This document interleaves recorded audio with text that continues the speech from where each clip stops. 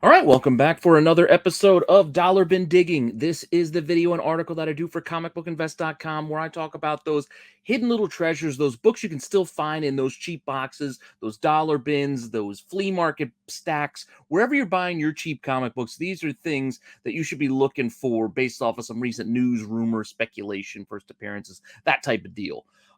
This week I'm doing something a little bit different. I'm strapped for a little bit of time, so I don't have a lot of picks for you this week, and we're kind of focusing in on one topic specifically, and it might be just a little bit different for this week, but hey, it's still going to be a lot of fun. There's still a bunch of books we can still cover, so hopefully you enjoy that, and hopefully you still enjoy this series as well as everything else here on the channel. Let me know what you think in the comment section.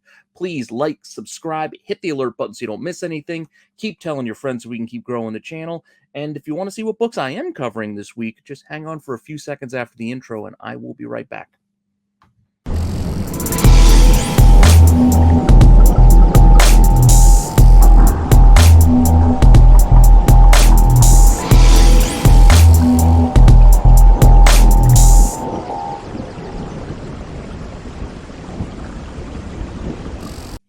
Okay, so as I kind of teased there in the open, we're not going to do our regular selection of both Marvel, DC, maybe some indie stuff.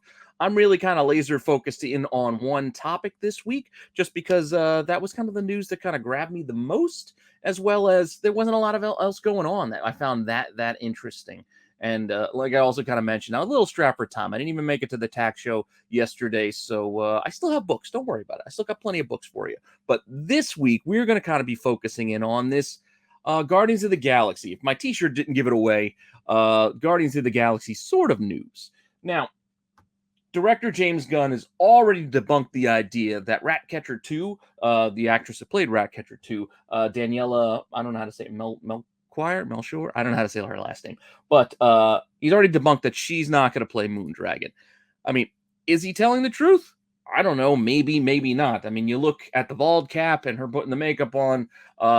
It's looking a lot like Moondragon to me, and considering that Moondragon is Drax's daughter, I can see a nice little connection there to Batista. But that said, if he's saying she's not going to be, then then maybe she's not. But that also doesn't discount the idea that maybe she still is in the movie, just not being played by Daniela.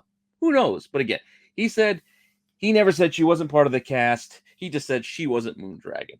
So we'll see what happens based off of that. Now, you're not going to find Moondragon's first appearance in a dollar bin. You're just not. And we're going to look at Moondragon real quick still. Invincible Iron Man 54, ahead of that Thanos and Drax first appearance, 56. You're not finding this in a dollar bin. You're just not. So her character's been around for a while, as you can see, and she's actually died and come back quite a few times.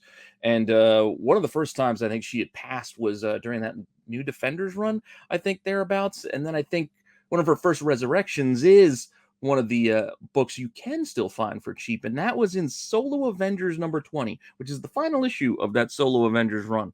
By the way, these all kind of focus in mostly on Hawkeye, but there is also side story, second story, featuring the return of Moondragon, even teased there on the cover of this issue. Pretty fun little story if you read through this little thing. I mean, they're here talking about the Batman movie. If you read through the dialogues, like, I can't believe it, Michael Keaton, he's so short. And then I'm just worried about it being a Jack Nicholson movie. And, interesting stuff that Marvel is going to be commenting on DC's movie properties of that time. But basically, here what we have is Heather Douglas, who is Drax's human daughter, and she's like a spirit, and then there's like this also little toddler. It's comics, guys. It's a lot of weird stuff, but eventually the little kid and the spirit kind of meld together, and she is reformed back into the Moondragon we are familiar with in this issue. It's comics. I'm doing my best to try to explain it, but it's comics. But again, this is a book you can still find for pretty cheap. Sold copies on this thing, you can see here, $2 for the single issue. Or look, there's a whole lot. I think of all 20 Solo Avengers title, somebody got at auction for $14.50 plus shipping. So that's less than $1 an issue. So definitely a cheap book, and one you can probably scavenge hunt out of those boxes if you're interested. Like I said, who's to say she's actually in this movie, or why you should care, or why this matters? It's just comics. So if you want to have this stuff, you want to read through these things and see this story for yourself, then go pick this up for cheap. I'm not saying this book's going to be worth a crap load of money down the line. I mean, it is what it is. It's a return of a previously deceased character, and it's a pretty weird story at that. But what's available, in case you don't want to go digging, well, you can still pay $1.75, $2, maybe as high as $6 for this online. Again, very cheap comic, and hey, it's the final issue of this solo Avengers title, so maybe that gives it a little bit of a bump some point down the line. But that's it. This is just a fun little book for you to go dig out. Now, another Moondragon book. It's not Moondragon centric, but she is heavily connected to it. Is that Warlock and the Infinity Watch? Now, we know we're getting Adam Warlock in this Guardians of the Galaxy 3 movie. Now, it's not going to play out anywhere near how his storyline played out in the comics, because he was a major part of the Infinity Gauntlet trilogy, saga with Infinity Wars or whatever. This idea of Adam Warlock becoming the guardian of the Infinity Gauntlet is kind of moot in the MCU, since all of the gems have been destroyed. Now, does that mean they won't bring them back in some way?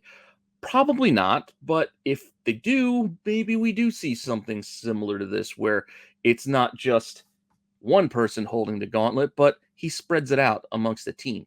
And everybody just assumes that it's in this issue. I think that it's in the first issue that, this team is formed with the Infinity Watch, but it isn't. Basically, in this issue, it's just kind of Adam Warlock and the Living Tribunal is kind of telling him, hey, maybe you should just, think about splitting this up. It's not until the second issue where Warlock actually chooses this team, this squad of who he trusts to hold the separate gems. Then he goes off, handing them off to, Pip the Troll, you get the Space Gem, Moondragon, you get the Mind Gem, Drax, you get the Power Gem, Gamora, etc. And then I think it's the Reality Gem that he doesn't reveal. It's a secret at that time of who's going to hold the Reality Gem. So still fun little storyline and thing for you to go look. But this is, again, second issue is the Infinity Watch, when they become a team and they all have their individual Infinity Gems. But this is one you might be able to still find this out there. I always look for the first couple of issues and also the last couple of issues. So the last issues, again, are usually more expensive. Issue ones have been kind of picked clean, because I think a lot of people were scooping these out, and there were tons of them. There were tons of the issue ones in the dollar bins, but I think lately a lot of people have taken them out the last couple of years because they were able to flip them for like 10 to 15 bucks pretty easily. Issue twos might have been left behind, and they still might be in there because they go for a little bit cheaper. I mean, look, it's $2 on May 31st, and then $9 and a best offer on 15. So you can get a few dollars for it occasionally, but other times, I mean, $2, it's still pretty darn cheap. And what's available out there right now, $5 to $10 really are the raw asking prices. And you can see a 9/8 asking $145 for this second issue of Warlock and the Infinity Watch. But again, if you're interested in this, this is what happens, and it happens in the second issue, not the first issue of the series. So keep that in mind. And again, I don't think this is going to play out in the MCU, but you never know. It might. It's still a fun read for the time. I remember this stuff. Man, I'm not saying it's the best read in the world, but it brings back some nostalgic moments for me, because I remember loving the Infinity Gauntlet saga, the initial one. Yeah, it kind of lost its momentum as we got to, was it Infinity War and then Infinity Crusade? By the Crusade time, I was probably, all right, I probably had enough, but it still brings me back to that time. So keep an eye out for that issue 2 if you're looking for that one as well. Now, I kind of picked this next one more as a cover play, because I was looking for good Moondragon covers, and this Guardians of the Galaxy number 22 is a pretty solid Moondragon cover. Granted, I see you can tell she's carrying, and that's part of this storyline that ran through about 4 issues here near the end of this Abnett and Lanning run of Guardians, where she's kind of the host for the Universe of Truths, I think, like Parasitic God or something. Again, comic books, weird stuff. So that's what's going on in this book, and we are getting the universe of truth, that weird cult, I guess, that they kind of showed the gold people in the movie. So we are kind of getting them. Will they kind of tie that in with this? I don't know, because they probably already got their hands full tying things in with Adam Warlock to go and want to extend it on to something like this. But hey, this is maybe something they'll get to down the line. I don't know. It's still an interesting read. I did really enjoy this Abnett and Lanning run of Guardians. So if you could find it, granted, a lot of the issues have gotten expensive over the last few years, over the last decade or so, since the movie hit, the first Guardians movie, basically. This run has gotten pretty pricey, but a couple of them you can still kind of dig out of those boxes, and they're not as expensive as the rest. The last few, this ended at issue 25, so those last couple get a little pricey, especially with the Thanos cover, and then there's a Magus cover, but this one you still might be able to get for a decent amount. I mean, it sells for only like $10. Look, one sold yesterday for $10. And what's available right now, you can see copies out there for $3 or $10. Like, it's not that expensive, this particular issue, but still pretty solid cover if you ask me. And like I said, this 4-issue run's not a bad little read. So another Moondragon option for you if you're interested in covering your Moondragon bases. But I'm not done. Not done with Moondragon. Because another idea we have to kind of factor in is that there have been sort of multiple ones. Because again, she's died and returned a couple of times. There were a couple floating out there. She also has a relationship with Phyla-Vell, which is also kind of interesting. But in this and I think this is the most recent recent volume of Guardians. This is Guardians of the Galaxy number 5. I think this came out in 2020. So maybe not the most recent, maybe it's the last one. But this is the 2020 volume, Legacy number 167. You can even see there 2 Moondragons battling around the cover, and that's kind of what gets covered in this book here. We are getting another sort of return because we're getting the Heather Douglas Moondragons like back together into one. So we're getting one character going forward, which I think is kind of important and easier for people to follow along with, I guess, going forward. Again, you got to read the guts of the story to really get it, but there's this whole thing where she's having conversations and battles inside the mind with herself until the point of merging them together, and then we get one singular Moondragon once again. We're both right here. So that happens in this issue 5 of this, of this run of Guardians. Again, you can see this could sell basically cover price, maybe a couple bucks more. Those were April sales, so it's been a while. This is not something that sells like a lot. It's just, again, I see Guardians copies in those cheap boxes all the time, so you might be able to score this for $1 or less. $2 maybe. Just discount bargain bin kind of material here, because even when you look at what's available online, yes, there's cover price options there for $4, but more than not, you can find lots. Like, look, there's the first 5 issues of this 2020 series for $13. So that's a little over $2 an issue. So that's what we're talking about here. Discounted books, cheap books. You could still find some of the stuff out there, and especially at shops, because this is what it costs online. There's a lot of LCSs and other places you can purchase comics where you can still get them for $1. I know that's not the case for everybody. Some of you guys live in some tough areas. They're picked pretty clean, or you don't have a lot of options, but there are still plenty out there. It's just maybe not in your area. That's it. I was reading a Screen Rant article also about this topic, where they were kind of speculating on who she might be playing as well. And granted, yes, part of the article did focus in on Moondragon, but we're going to bypass that since I just kind of told you a bunch of Moondragon books. And I'm going to look at the other characters they suggested, again, the Screen Rant article, because I thought it was kind of interesting, some of their ideas, and say, maybe not. Not all of them were great. I mean, one of them was pitching that it was Lila, Rocket's little girlfriend. I don't know what she is. Weasel? I don't know what she is. She's not a raccoon, I don't think. I think she's another. Anyway, I don't think that's who she's playing. It wouldn't make sense for her to be putting a bald cap on and getting that makeup done if she's going to be a CGI creature. So, thought that one was a little out of left field. We're skipping that one. But outside of Moondragon, could she be playing Moondragon's love interest, Phyla-Vell? It's possible. And Phyla-Vell has held a lot of mantles over the years. I mean, she was first Captain Marvel, as you know, first introduced in this run of Captain Marvel. And I talked about these years ago. Hopefully you listened to me when I told you years ago to find these in those dollar bins when they were there, because these are long gone from dollar bins. These are expensive. Issues 16 and issue 17, these things have gotten super expensive over the last year or two. So hopefully you got them when I told you the first time. But that said, I don't think that's where they're going. I don't think we're going to get yet another Captain Marvel. That's just going to confuse people even more. Is it possible she comes through as our Quasar? Maybe. But another character Phyla-Vell kind of inhabited, I guess. So one of her aliases was this version of her as Martyr. And I think visually, this would be really cool with that. Yeah, that sword is badass. And Cool. The name is also pretty cool. Martyr is a pretty cool name. You get the torn cloak, you got the sword, the skulls. I think it's a decent look, and maybe they fit her for a bald cap so she can put on a white wig. I don't know. Maybe it's a possibility. Who knows where we're going to go with this? But I like this book, even outside of that, because once again, we're getting in that Abnett and Lanning run of Guardians that again I really enjoyed. This book might be a little tough to find in those cheap boxes, but it's not to say this is a super expensive book. I mean, look, copy sold for $1.70 online. So there are cheap copies out there, but more often than not, this $14 sale is probably going to be closer to the norm. Because a lot of people even do list it as, first Martyr. This is not a secret by any stretch of the word. So 15 to 20 bucks are a lot of the asking prices online, at least right now. But hey, you never know what you might find out there. Like I said, go digging in those boxes. Maybe you get yourself lucky and find a pretty cool book. Because, like I said, I just dig this cover too. This is a really awesome cover, and yeah, like I said, it's a fun little story. I like their relationship, and I wouldn't mind seeing that get played out on screen because it's pretty interesting.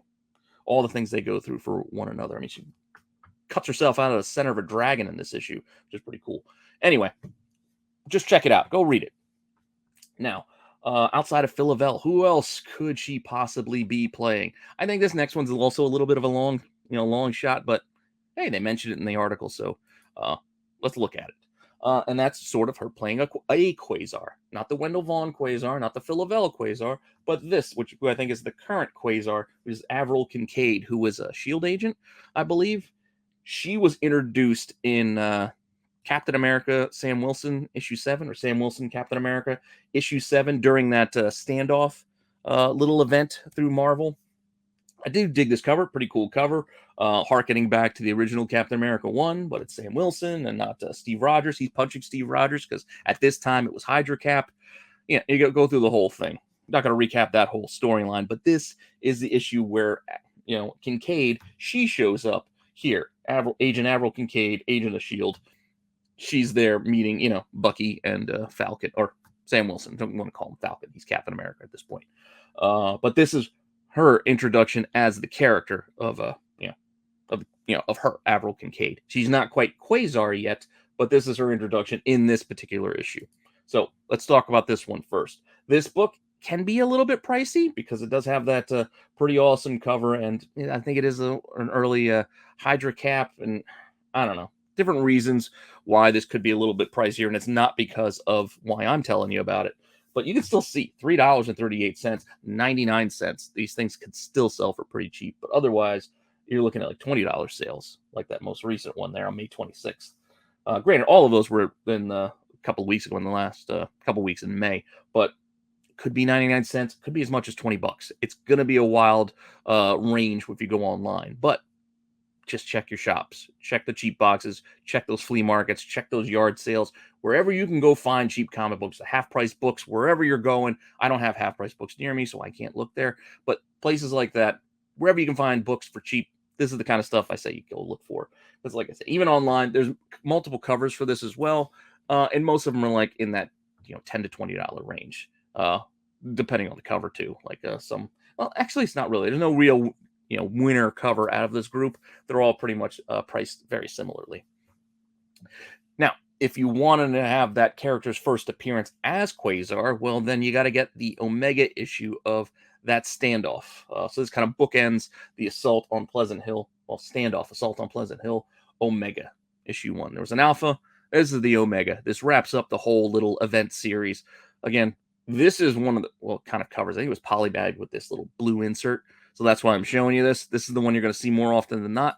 There were other covers for sure, different variants. You got a connecting cover by Art Adams, a wraparound cover over there on the right, and a Steranko there on the left. Pretty cool stuff. I mean, decent covers all around. They're all kind of priced the same, though.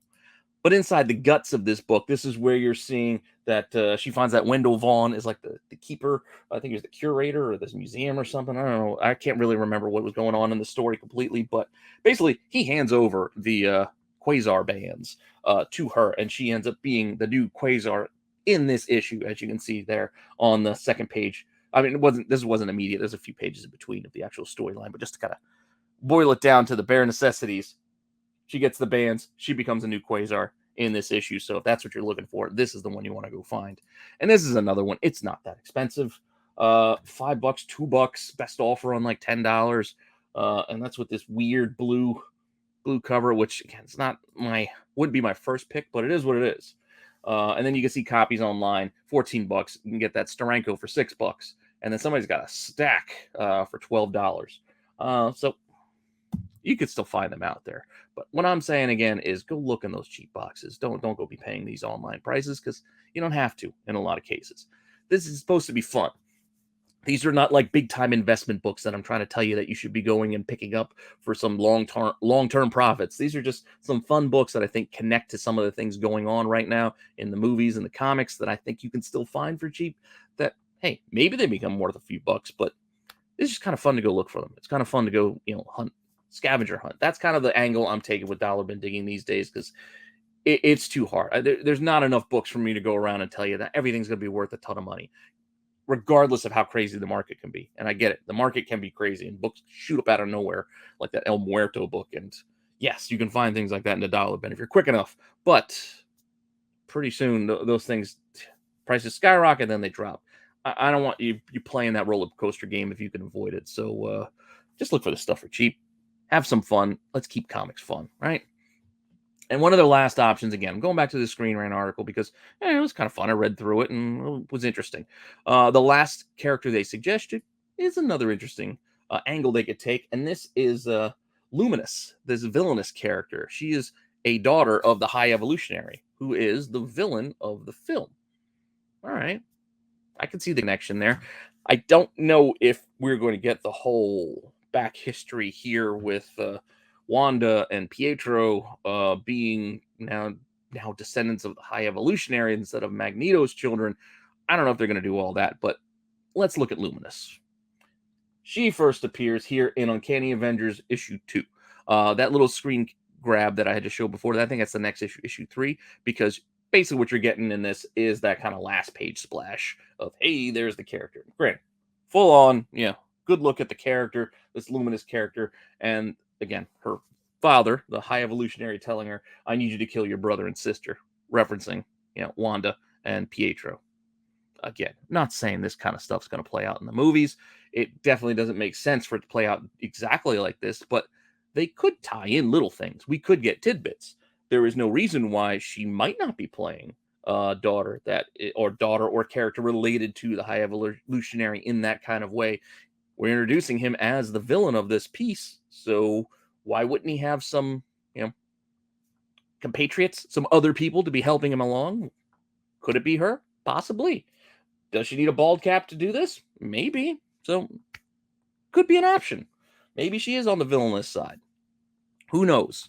But this is still a book. Like I said, it's not that expensive and can be found out there. Uncanny Avengers, $2.50. Look, there's a recent example sale.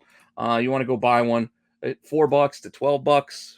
Again, you can find these pretty cheap. This is the second run of Uncanny Avengers, not the initial run of Uncanny Avengers, the volume 2, I guess. So be mindful of that as well when you're flipping through the box. So if you don't see it the first time, keep going, because this is the volume 2. I think this is that Daniel Acuna cover. Also really cool. But just some fun stuff. Again, reading through that article, I thought it was kind of interesting. Thought it gave me some good ideas of some books to go look for and to share with you guys to go look for. So hopefully you enjoyed that. And hopefully you're still enjoying this series. I get it. It's kind of a short list. I didn't hit a lot of different topics, kind of laser focused in on one. But as I said, I was a little strapped for time, but I still thought I gave you a nice little selection of books to go out there and hunt. Let me know, though, what you think in the comments section, whether you agree, disagree, whatever. Thanks for stopping by and checking this out. I do appreciate you. I appreciate all you checking it out and supporting the channel. Keep telling your friends that we can keep growing it. And I'll be back soon with a lot more content and a whole new selection of books next week. All right. See you guys later.